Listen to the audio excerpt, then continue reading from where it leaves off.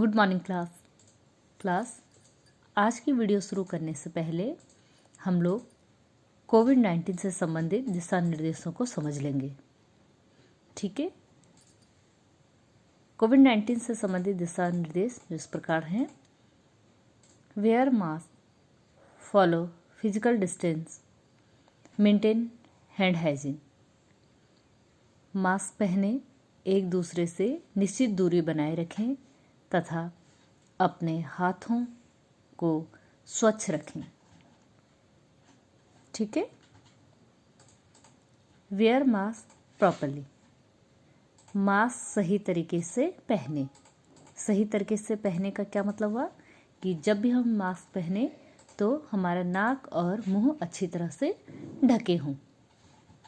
Stay at 6 feet from others, आपस में कम से कम 6 फीट की दूरी बनाए रखें। जब भी आप किसी दूसरे से मिलें तो कम से कम एक दूसरे से 6 फीट की दूरी बनाए रखें। Wash your hand frequently, always with soap and water for at least 20 second. Remember, do not touch your face, do not share food और ड्रिंक्स विथ अदर्स। अपने हाथों को समय समय पर पानी और साबुन से कम 20 सेकंड तक धोते रहें। याद रखें कि अपने चेहरे को न छुएं तथा किसी अन्य के साथ भोजन तथा पीने की चीज़ें न बांटें। तो बच्चों, आशा करते हूँ कि कोविड-19 से संबंधित ये दिशा निर्देश आप लोग अच्छे से समझ गए होंगे, जिनका आप लोग पालन करेंगे और दूसरों को भी इन नियमों को पालन करने के लिए प्रेरित करेंगे। ठीक है, तो बच्चों शुरू करते हैं हम आज की वीडियो। इससे पहली वाली वीडियो में हमने कारक पढ़ा था और उसमें जो है हम करण कारक तक इसको पढ़ चुके थे। ठीक है ना, हमने कारक पढ़ा और कारक के भेद पढ़े। ठीक है, जिसमें हम लोग क्या पढ़ चुके थे? हम लोग कर्ता कारक, कर्म कारक और कर्ण कारक तक पिछली वीडियो में पढ़ चुके हैं। आज हम पढ़ेंगे संप्रदान कारक, कारक का चौथा भाग, संप्रदान कारक। कर्ता के लिए कुछ कार्य करता है, कर्ता जिसके लिए कुछ कार्य करता है अथवा कुछ देता है, उसको व्यक्त करने वाला शब्द संप्रदान कारक कहलाता है। कहने का तात्पर्य ये हुआ कि कर्ता यानी सब्जेक्ट जिसके लिए कुछ कार्य करे या किसी को कुछ दे तो क्या होता है, उसे व्यक्त करने वाला शब्द क्या कहलाएगा? संप्रदान कारक। जैसे मैंने आयुष को उपहार दिया, यहाँ पे मैंने क्या है? सब्जेक्ट है। ठीक है, तो उपहार किसको दिया? आयुष को। क्या दिया? उपहार दिया। किसको दिया? आयुष को दिया। किसने दिया? मैंने दिया। ठीक है, तो जिससे ये व्यक्त हो रहा है कि सब्जेक्ट किसी के लिए कुछ कार्य कर रहा है, उसको हम क्या कहेंगे? संप्रदान कारक। तो यहाँ पे क्या हुआ? को उपहार दिया। ठीक है ना। मीरा के लिए कुर्सी लाओ, मीरा के लिए कुर्सी लाओ। किसके लिए लाओ? मीरा के लिए लाओ। ठीक है, तो यहाँ पे के लिए इससे क्या पता चल रहा है कि मीरा के लिए कुर्सी लाने का कार्य किया जा रहा है। ठीक है, तो ये संप्रदान कारक हो गया।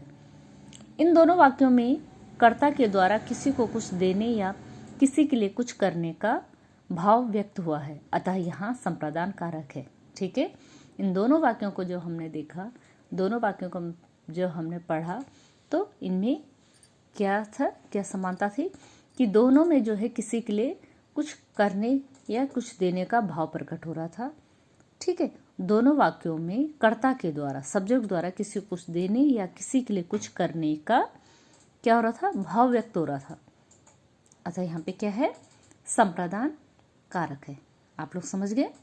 ठीक है, अब देखेंगे अपादान कारक। अपादान कारक में क्या होता है? संज्ञा के जिस रूप से किसी के पृथक होने की क्रिया का बोध हो, वह अपादान कारक कहलाता है। यहाँ पर क्या होता है बेटा कि संज्ञा के जिस रूप से एक वस्तु का दूसरी वस्तु से अलग होना प्रतीत हो, एक चीज़ का दूसरी चीज़ से अलग होना प्रतीत हो, वहाँ पे क्या होता है?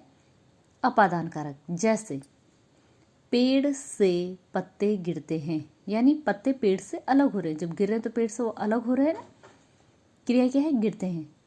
ठीक है, तो यहाँ पर क्या है? पत्ते पेड़ से अलग होने का भाव प्रकट हो रहा है, तो क्या है? अपादान कारक। दवात से स्याही गिर गई, यानी स्याही पहले क्या थी? दवात के अंदर से, अब दवात से गिर गई तो दवात से अलग हो गई ना। तो यहाँ पे क्या है? अपादान कारक है। नेहा विद्यालय से आ रही है, नेहा विद्यालय से आ रही, यानी इससे पहले विद्यालय के साथ जुड़ी थी, विद्यालय में थी, अब आ रही है तो विद्यालय से अलग हो रही है ना। ठीक है, तो मैंने आपको क्या बताया कि जहाँ पर जो है संज्ञा के जिस रूप से एक वस्तु दूसरी वस्तु से या एक चीज़ दूसरी चीज़ से अलग होती प्रतीत हो, वहाँ पर अपादान कारक होता है। ठीक, आप लोग समझ गए ना। इन वाक्यों में पेड़ से पत्ते, दवात से स्याही, नेहा का विद्यालय से अलग होने की क्रिया हुई है, अर्थात ये एक दूसरे से अलग हुए हैं। ठीक है, तो यहाँ पे क्या हो गया? अपादान कारक हो गया। समझ गए आप लोग? यहाँ पे क्या हो गया है? अपादान कारक हुआ है। ठीक, तो अब आप लोग समझ गए कि अपादान कारक कहाँ पे हुआ है? जहाँ पे जो है एक वस्तु या एक संज्ञा दूसरी संज्ञा से अलग होती है प्रतीत हो, वहाँ पे क्या होता है? अपादान कारक होता है। अब यहाँ देखेंगे हम लोग। ठीक है, इसमें देखेंगे विशेष। ठीक है, विशेष का मतलब